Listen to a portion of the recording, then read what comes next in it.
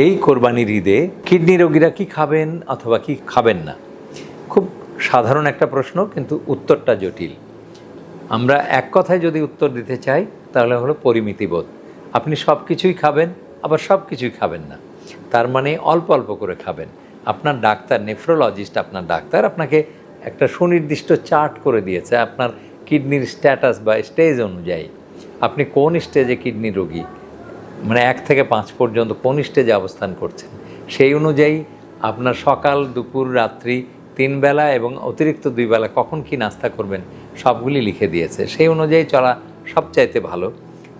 আর মোদ্দা কথা বা এক কথায় শর্টকাট কথা হচ্ছে, আপনি প্রোটিন খাবেন মাত্র 40 গ্রামের নিচে।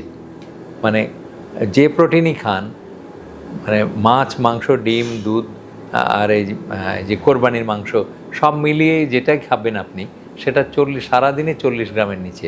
সারাদিনে 40 গ্রাম মানে হচ্ছে 2 থেকে 3 টুকরা, এর বেশি না সারাদিনে। তো 3 বেলায় 3 টুকরা, তাহলে 40 গ্রাম হয়ে যাবে। এখন সেটা গরু খাবেন কি মুরগি খাবেন কি খাসি খাবেন, যেহেতু আপনার 3 টুকরা মাংস এবং প্রোটিন আপনার জন্য লিমিটেড, আপনি কিভাবে গরু খাসির মাংস খাবেন? গরু খাসির মাংসের মধ্যে অর্ধেক চর্বি অর্ধেক মাংস, সুতরাং আপনার চর্বি বেশি হয়ে যাবে এবং আপনার ডিসলিপিডিমিয়া বা দেহের মধ্যে অনেক বেশি চর্বির উপাদান তৈরি হয়ে যাবে। এটা গেল একটা দিক। আর একটা দিক হচ্ছে যে গরু খাসির মাংসর মধ্যে বা 4 পেয়ে জন্তুর মাংসের মধ্যে ইউরিক অ্যাসিড তৈরি হওয়ার প্রবণতা আছে, যেটা কিডনির জন্যে মারাত্মক ক্ষতিকর। আপনার কিডনিতে এমনি আহত, ক্ষতিগ্রস্ত, আপনি তার ভিতরে আরও ক্ষতিকর উপাদান ঢুকিয়ে যদি দেন, তাহলে কিডনিটা আরও দ্রুত নষ্ট হবে।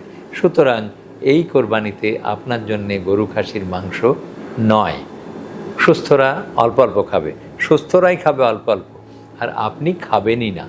আপনি 1 টুকরা মুরগি, 1 টুকরা মাছ, 1টা সিদ্ধ ডিম, এইভাবে আপনার প্রোটিনের চাহিদা পূরণ করুন।